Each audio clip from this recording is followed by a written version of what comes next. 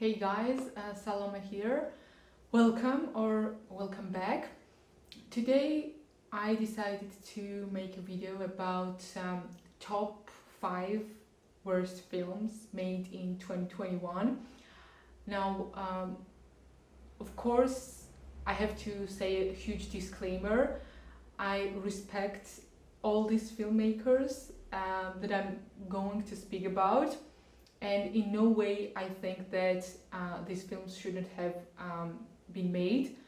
Of course, they have the place in our universe as anything, but I do think that these films are the worst films, and also I do think that they will waste your time.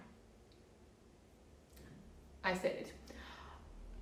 The thing is that we all have a very subjective experience of films, and there are some films that we like and there are some films that we don't like, and it's not a big deal to share our opinions with each other. So I'm sharing my opinions about the films that I did not like and I would never ever watch again. In no way I mean that these are very bad films or these are bad filmmakers. It is very difficult to make a film, very difficult, and sometimes the end product is not what we intended, or sometimes it is. But I just have to say that I respect all the filmmakers that are working on Earth, because it's a very difficult task to make a film, and I know it myself because I studied film and I worked on film set. Here are just only 5 films that I could barely watch. There are a lot of films that I did not like that were made in 2021, just to sum up 1 year, but I only included the films here that I could barely watch, that I would almost pass out and I would just sleep while watching it. So here are my films, and I hope you will comment down below and let me know whether you like this film, how did you find them, and whether you think that they deserve the attention that they got, because I don't think they deserved this much hype that they got.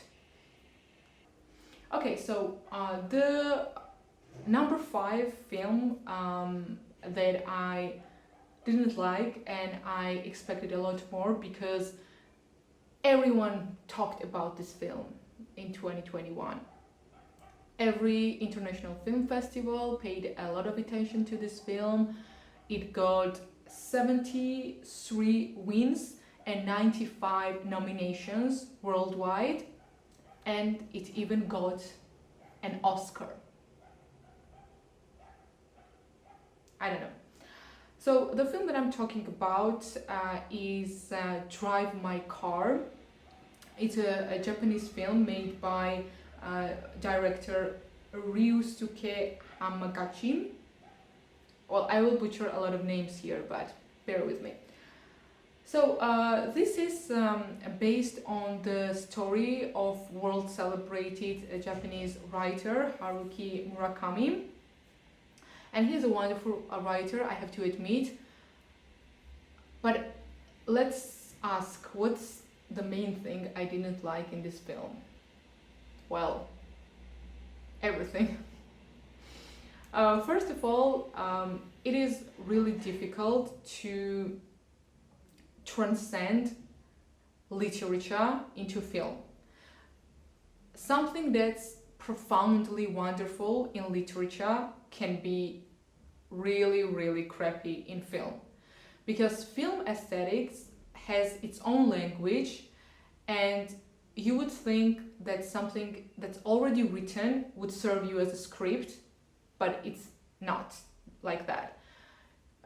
When you are working on literature as a filmmaker, you should create the whole different script and narrative to express what the writer expressed in the novel or short story, or I don't know, anything, science fiction.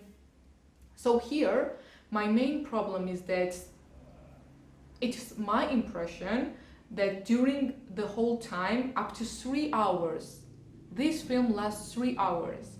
So the whole 3 hours, I think that the filmmaker, Mr. Ryusuke, he depended on Murakami's way of storytelling, in the sense that the whole film is very descriptive.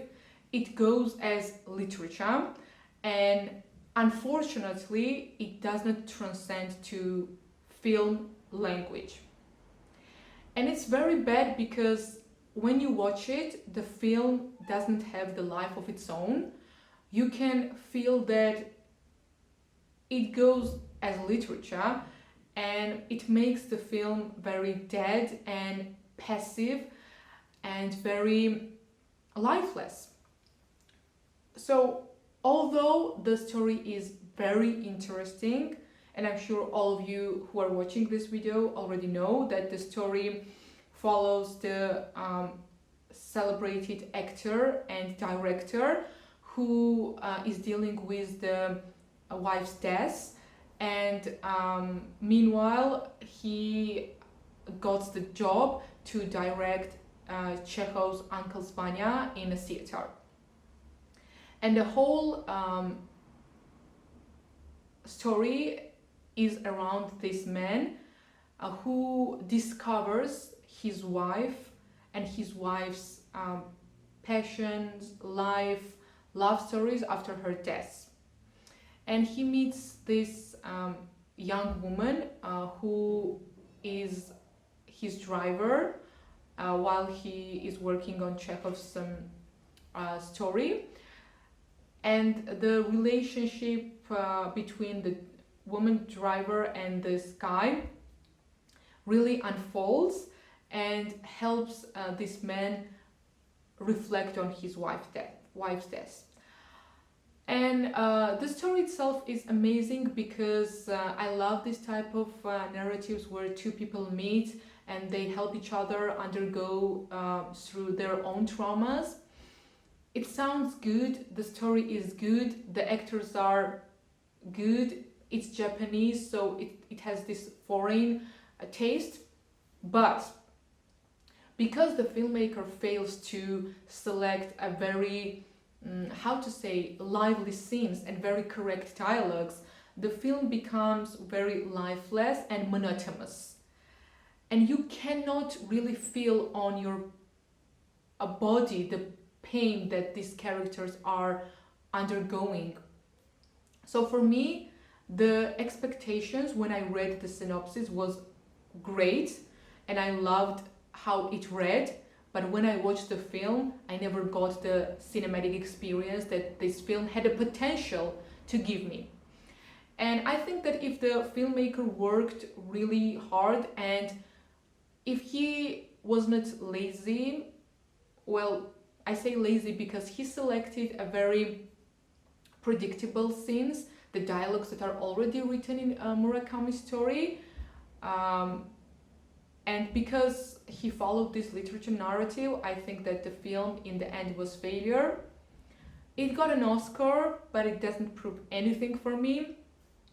I think it is not a good international film that deserved this much praise that it got.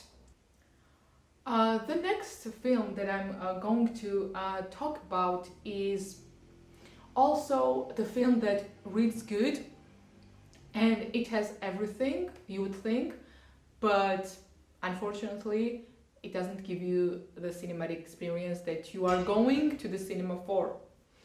The fourth worst film in 2021, in my opinion, is The Tragedy of Macbeth, directed by Joel Cohen, starring Denzel Washington, who was nominated for Oscar. I love the cast of this film, and of course 'What a writer! What a writer!' He's still popular today, if not even more popular, because all the things that he writes about is so contemporary. There is the endless flow of inspiration, admiration, and art that comes from Shakespeare even today. And I don't know, how dare you, Joel Cohen, not only to waste the talents of Denzel and Miss McDormand, but also not to pay tribute and not to pay respect to Shakespeare. I mean, for me, if you are a filmmaker and if you are daring and challenging yourself to make a film about the tragedy of Macbeth, which is an amazing story and piece of art that you would dream to work on as an artist, I think that Joel Cohen should have made 100 times more effort than he did for this film. Because let's be honest, he also did the same mistake as Mr. Hamaguchi. He took the script that serves well the theater, where the story of Macbeth is usually performed, but he did not adapt it to the screen. And once again, filmmaking is a different type of art. It's not theater, it is not literature. So here, unfortunately, Joel Cohen, and he's talented enough to know how to adapt the tragedy of Macbeth to the screen and how not to make another theater performance of Macbeth, which we have tons of already. So my main problem with the tragedy of Macbeth by Joel Cohen is that it fails to become a film, and unfortunately this film is like a theater. He did not even change dialogues, and that's why the story and the film is very, not the story, but the film itself is very monotonous, very how to say, theater-like, very performative, over-performative for cinema. A lot of my friends often ask me what do I think is the main difference between theater and cinema, and I think the story of Macbeth shows the difference really well. First of all, when you are an actor and when you are acting in theater, you use a lot of your body language, because in a theater someone in a tense row could not hear you, so you need to speak up, you need to move your body different way, while in cinema you need less performance. That's why cinema is more lifelike, and that's why it gives you better sensation that it's not fake, that it's not acting, but it's real life. And here in Macbeth, this transition is not happening. Actors are overacting because they are using the script that they should use in the theater, not in cinema. Cinema is a very minimalistic approach to acting compared to theater. In cinema, you just need to be yourself. You just need to get into a psychological state, and unlike theater, you don't need to overact, you don't need to show off and show off your skills.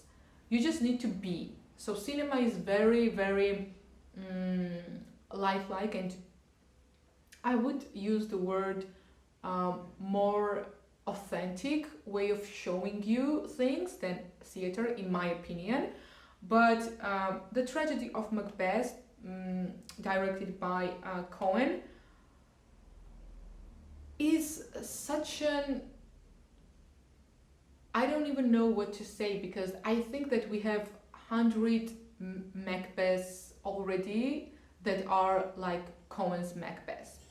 He just changed actors, and I feel that we have better films about Macbeth that are actually made even like 20, 30, 40 years ago. I expected a lot more for this from this filmmaker and for this cast selection, because the cast is amazing. The next worst film, in my opinion, number 3, is The Worst Person in the World, and this is actually the worst film in 2021 as well. This is a film from Scandinavia, directed by Joachim Trier, and I have to admit, I love Joachim Trier's work.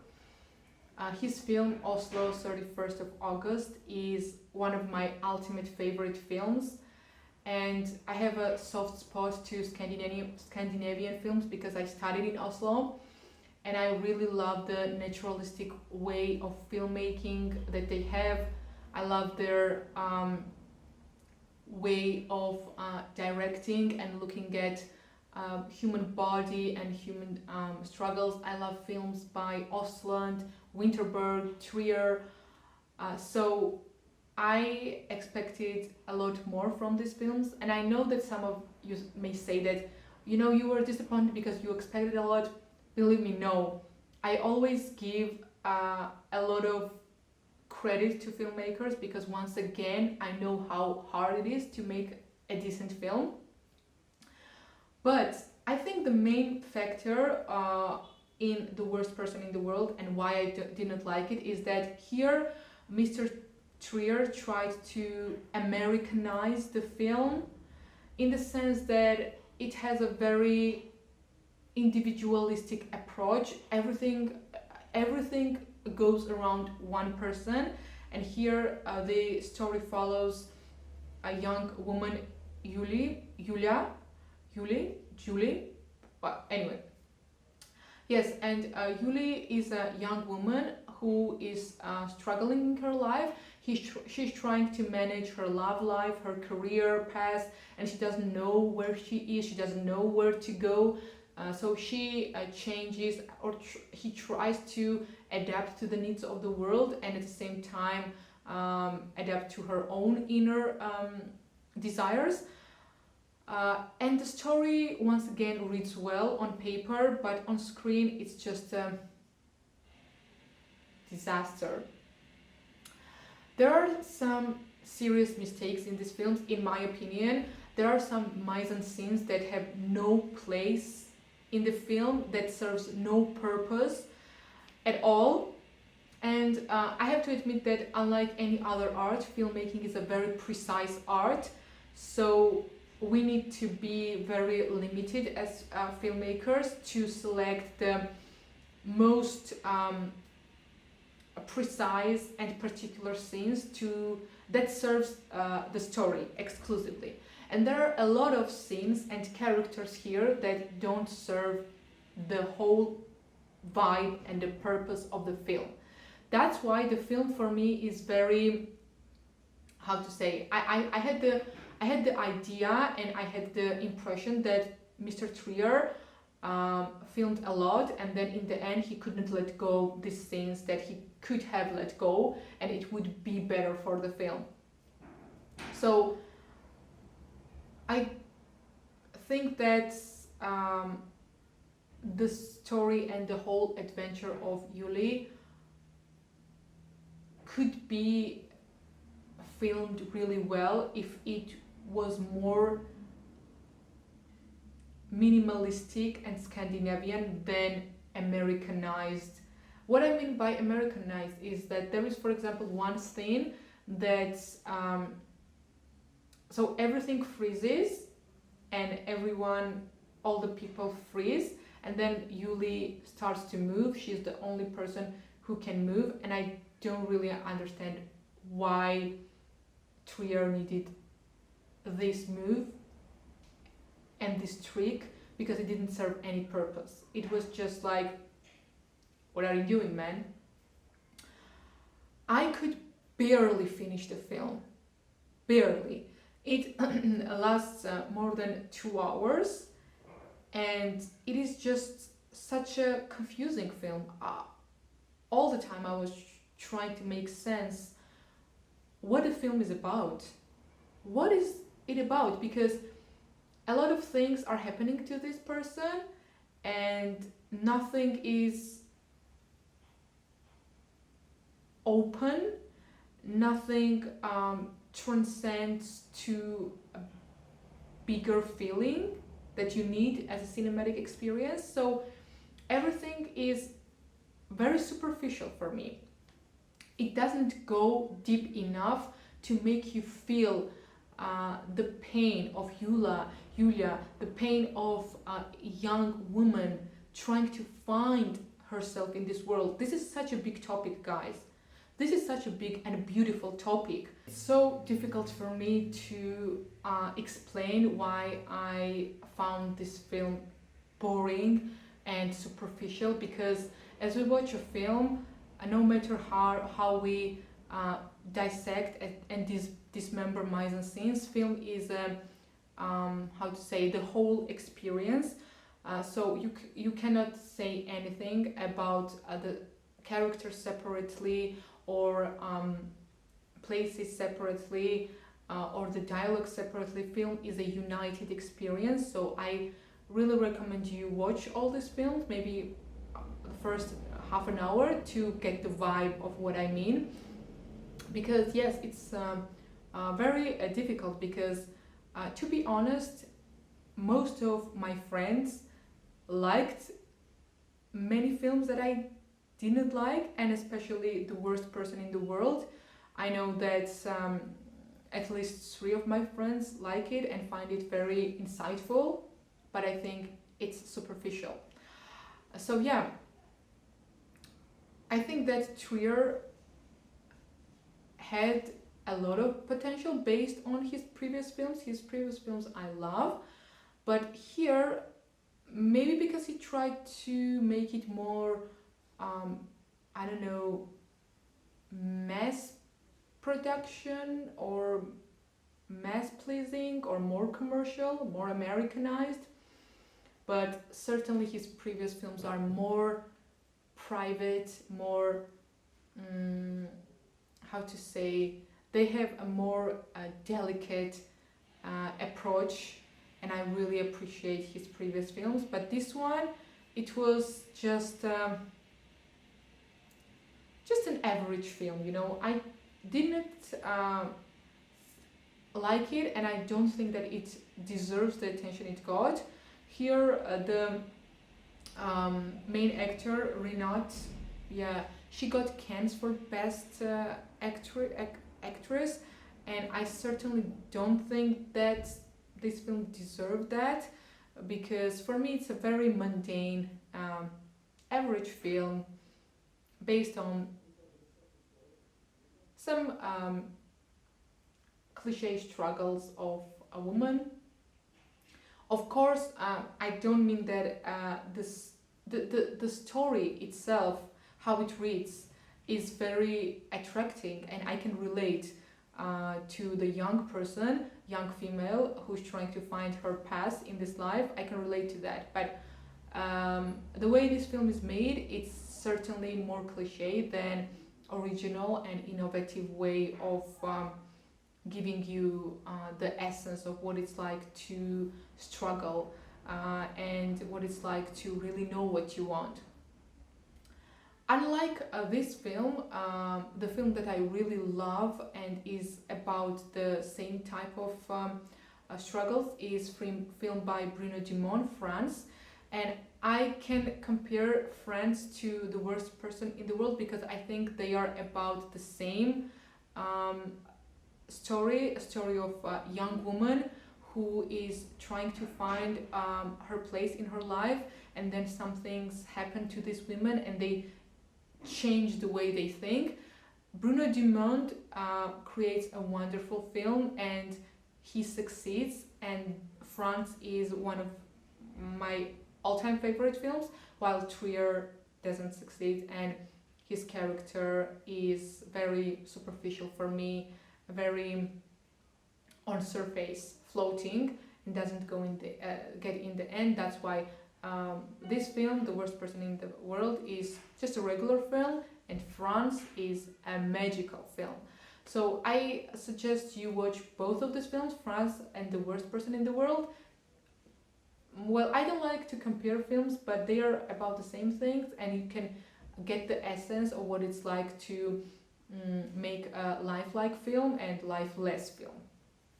So yeah, didn't like this one, but I'm expecting more from Trier, and I'm always following his career, and I think I hope he will make better films in the future. Guys, the second worst film made in 2021, in my opinion, goes to Guillermo del Toro and his Nightmare Alley. So I have to be honest, I do love Del Toro's films. I think that he has his own style, which is a fairy tale type of narrative. I think his most incredible film is Pan's Labyrinth, directed in 2006. That's a very unique film. I also enjoyed Shape of Water and Crimson Peak, but what is this film about? It is about the low-ranking carnival worker, Stanton, whose past is ambiguous, and he's trying to work his way up and make as much money as possible and be as successful as possible. And he manages that by doing this psychic medium sort of job.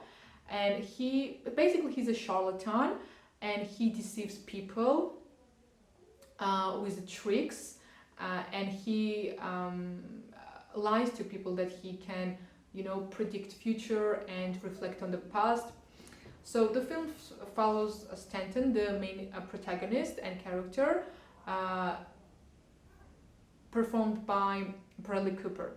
And the cast of this film is amazing. I mean, Bradley Cooper, Cate Blanchett, Rooney Mara, William Dafoe. Oh my God, I love William Dafoe. Toni Collette, what a woman. Toni Collette could make you watch any film. So for me, when I went to this theater and the film started, it quickly became obvious that this would be a very predictable, very mundane, cliche film. And yeah, in the end, it was very predictable and very boring. I could barely last. It was 2 hours and 30 minutes, so it's quite a long film for what it is. But Cate Blanchett really made me endure. That woman is amazing, amazing. And I do think that the cast has a lot of contribution to this film, because if not such wonderful cast, the film would be even more failure than it is, in my opinion. It's a gothic crime thriller, and it has a very cliche moral thing going on that I really don't appreciate. It's about why you shouldn't lie, and why if you're making money with lies and killing people and committing crimes, it will bite you in the ass in the end. And I don't really like these cheap moral stories based on superficial psychoanalysis. So yeah, the film was very predictable, very boring, and nothing new. When you are Guillermo del Toro, when you have this much resources, when you have this cast, come on, make a decent film. And also, I don't really appreciate that this type of films get a lot of attention. I think that it's just nothing new. It's a film you can watch once and then move on. So I don't think that this was a good film at all. A film by Pedro Almodovar, Parallel Mothers.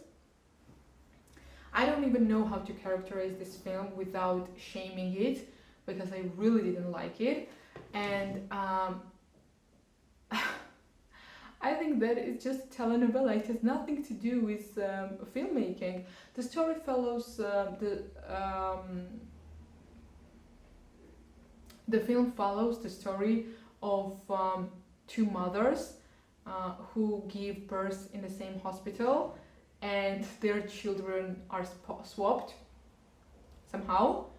And then throughout the film, these two women, the character of Penelope Cruz and the young woman, they are connected, and somehow they find out what has happened. But Penelope's child died at the hospital, and she got the child of this young lady, and she's struggling whether to return the child back to her or not. I'm telling you, this is a telenovela story.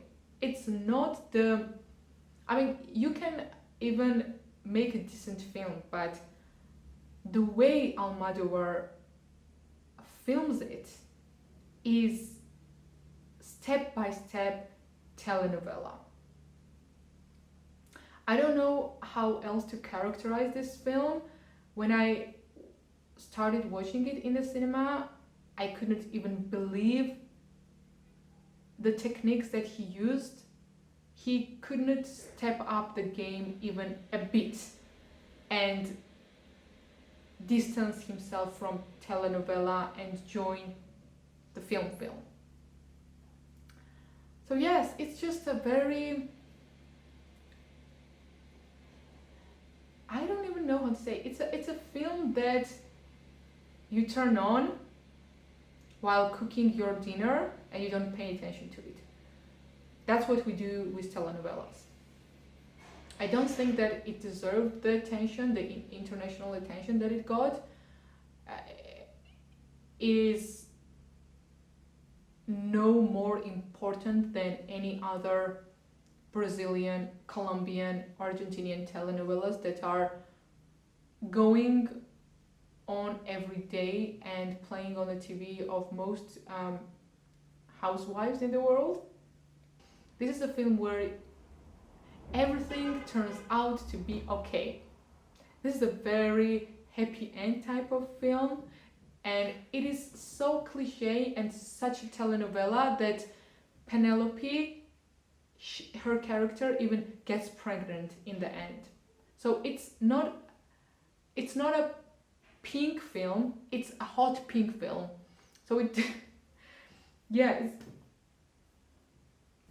I don't even know why this film is considered a film.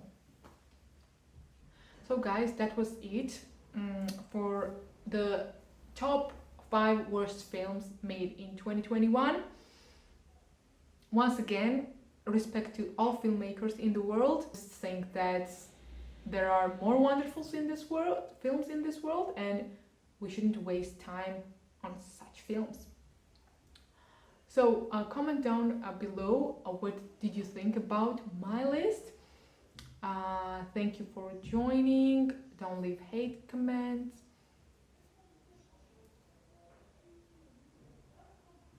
See you next time. Peace and love.